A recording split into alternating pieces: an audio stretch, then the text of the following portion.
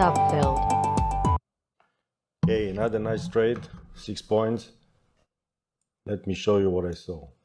We had this channel, then this channel, then we had a break expecting a new high.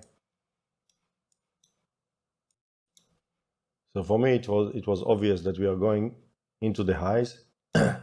Channel break expecting new high, and it's a clear second entry long.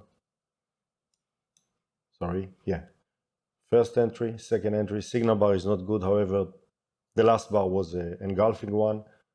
I actually entered a bit late. I was just busy doing something else. I saw it here, so I entered about here. 6 quick points. Nice day, almost 30 points today. Cool.